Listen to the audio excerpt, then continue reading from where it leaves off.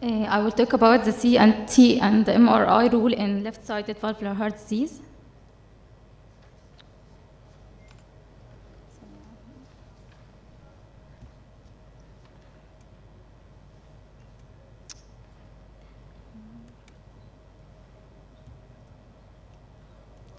لا أنا مش عارفة أقلب.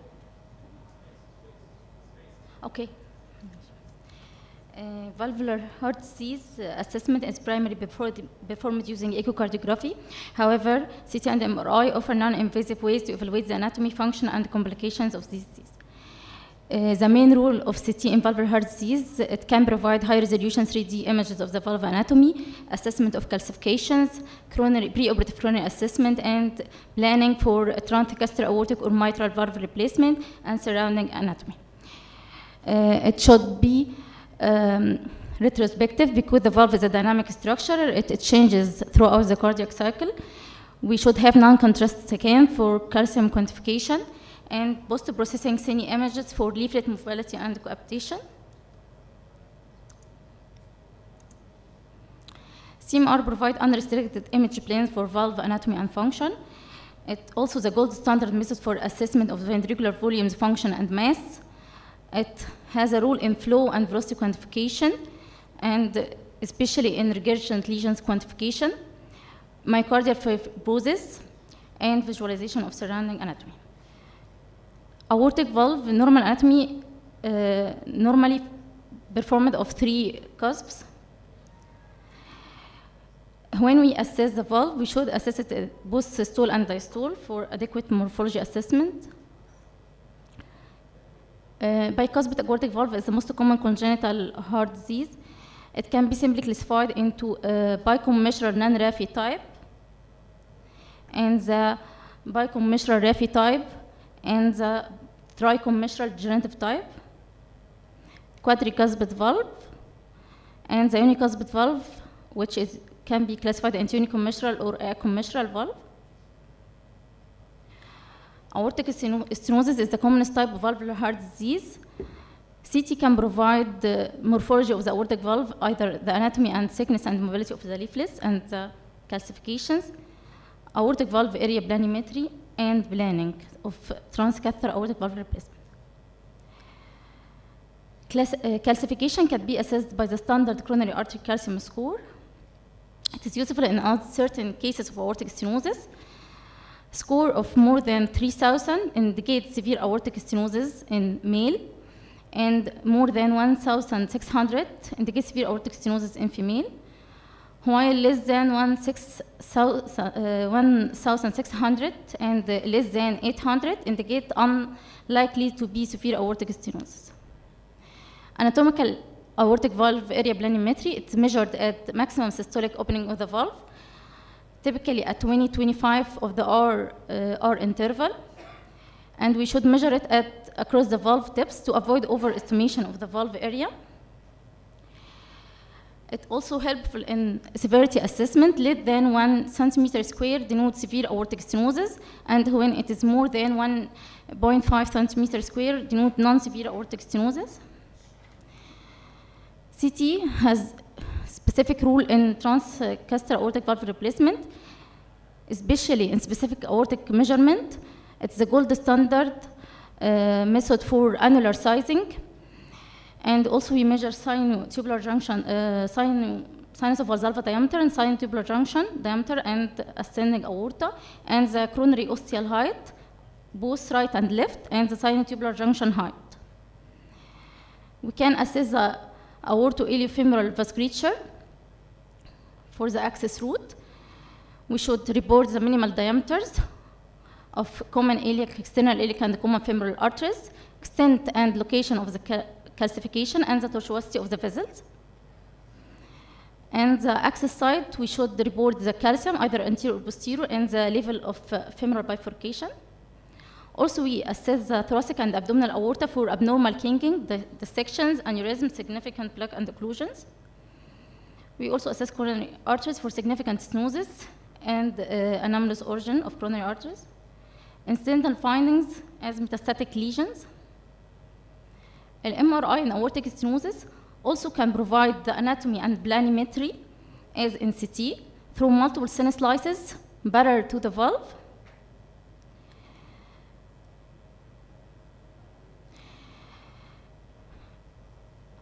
Its main rule is through the 2D phase contrast flow. It's a unique sequence for MRI from which we can assess the peak aortic velocity. It is either in plane or through plane, but in plane we can location of the jet to be sure it is at the level of the aortic valve, maybe subvalvular or supravalvular. And also we can adjust the velocity, the vink. But accurate measurement of the velocity is the through plane image.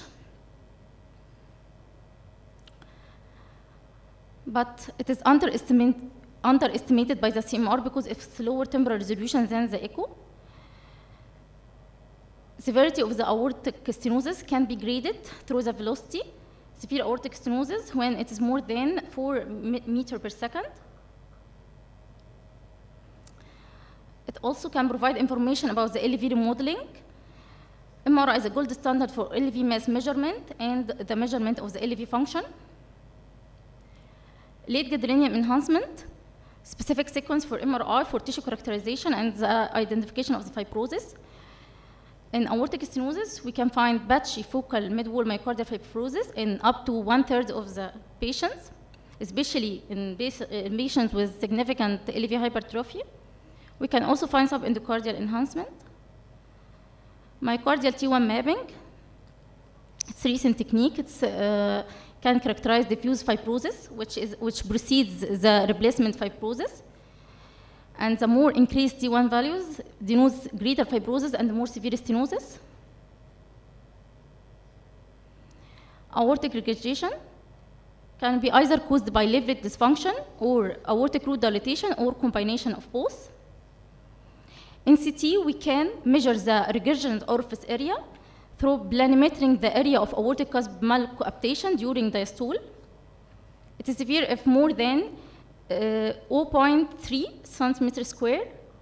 However, it's limited in cases of valvular calcification. It is also excellent for assessment of aortic root and ascending aorta dilatation. While MRI, although it can provide information about the aortic valve morphology and the planimetry of the regurgitant orifice area, its main role in quantification of regurgitant volume and fraction.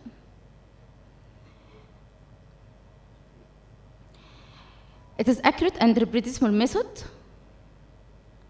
We can measure it either directly through plane valve measurement, through plane velocity and the flow measurement. We can have the forward flow and the regurgitant volume and the fraction by tracing the aortic valve area throughout the cardiac cycle. Indirect quantification by volumetric method through subtraction the RV stroke volume from the LV stroke volume, applied only in the absence of other valve disease and shunts. Also, grading can be done by CMR through the regurgitant fraction more than 50% severe. And there's following 3 shots for cardiac MRI was suggested as a risk of progression to aortic valve replacement and indication of surgery. Regurgitant fraction more than 33% and regurgitant volume more than 42 milli. Another sign of severity of aortic regurg is the hollow diastolic flow reversal measured at the descending thoracic aorta. Also, MRI can provide information about the LV remodeling in severe aortic regurgitation. There will be LV dilatation and LV dysfunction. Also, tissue mapping, there will be diffuse fibrosis through activation of the renin-angiotensin-aldosterone system. Mitral valve anatomy, it consists of 2 leaflets, each with 3 scallops.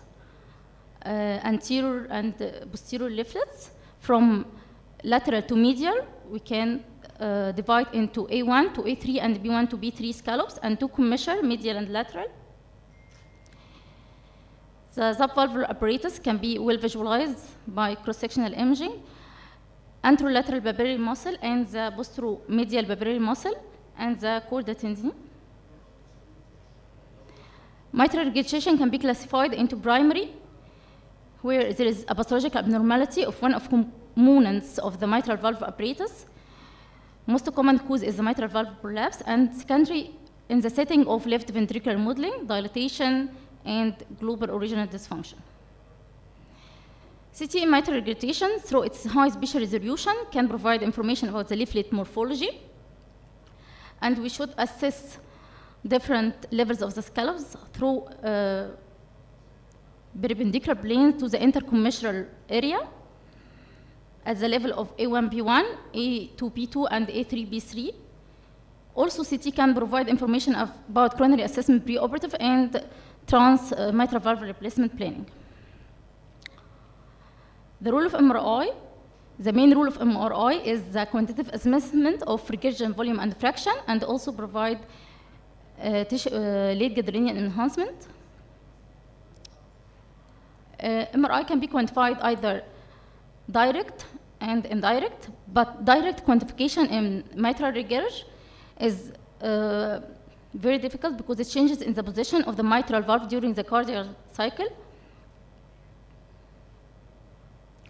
Indirect quantification, either through subtracting the aortic forward volume from the LV stroke volume, or through subtracting the RV stroke volume from the LV stroke volume, especially when no other valve disease and no shunts.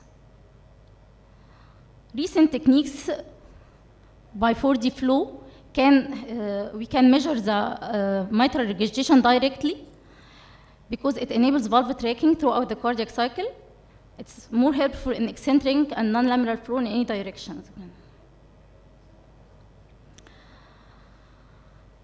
Grading of mitral valve, like in aortic regurgitation, severe mitral regurgitation when it is more than when the regurgitation fraction is more than 50%, and the regurgitation volume more than 55 or 60 milli. In late gadolinium enhancement, we can find enhancement in primary regurgitation, especially in mitral anode disjunction, and in secondary regurgitation in ischemic cardiomyopathy, ischemic dilated cardiomyopathy. Mitral valve prolapse is a common cause of mitral regurgitation, and it is defined by the systolic bowing of the mitral leaflet more than 2 millimeters beyond the annular plane into the atrium. Cross-sectional image of the mitral valve denote mitral annular calcification and prolapse of A1 and A3 scallops. Also in MRI, we can define the prolapsed scallop. Here, there is a prolapse of B2 scallop. In these tiny 2-chamber and 3-chamber image, there is bileaflet prolapse. Fly leaflet is differentiated than the prolapsed leaflet because there is systolic eversion of the leaflet tip into the atrium. Mitral anode disjunction is a specific type of mitral valve prolapse, whereas there is systolic separation of the mitral annulus from the LV myocardium.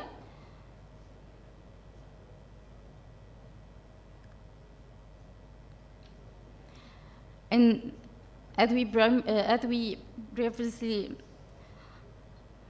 mentioned, that there is late gadolinium enhancement in mitral anode disjunction, as seen in papillary muscle enhancement and mid-wall enhancement of the basal infralateral and inferior wall. Mitral stenosis is commonly caused by rheumatic heart disease, and echocardiography is the cornerstone for its diagnosis. When there is a poor echo views, CMR can be helpful. We can direct planimetry of the mitral valve area, also through the maximum diastolic opening on the tip of the cusps. It is severe when less than 1 centimeter square. The major role of Slice CT in mitral stenosis assessment of valve or annular calcifications. Also coronary artery assessment, and we can also measure the valve area. Another conditions where cross-sectional imaging can be helpful, like infective endocarditis, valvular vegetations, valvular masses, aortic valve and mitral valve, and there's valve destruction. And can we, the presence and the extent of perivalvular abscess and pseudoaneurysm, and detect the complications like splenic abscess. Papillary fibroelastoma is a benign pedunculated lesion, mostly less than 1 centimeter, so it is difficult to detect at CT and MR imaging. However, large lesions manifest at CT as a nodular, mobile, slightly hypoattenuating masses along the valve surface. We can differentiate it from effective endocarditis through the clinical history, and also it is away from the valve tips and there is no valve destruction. In MRI, papillary fibroelastoma appear as low signal intensity mobile mass. In T1, it's intermediate signal, and في late gadolinium, it takes homogeneous enhancement. Casus calcification of the mitral annulus, it is a non-neoplastic lesion of the mitral valve. At CT, it manifests as a well-defined peripherally calcified mass with a central region of variable attenuation. And in MRI, it's usually hypointense. Although echocardiography remains the primary method for evaluating valve lesions, CT and MR imaging provide important information about valve structure and function in patients with a wide range of valve abnormalities. Thank you.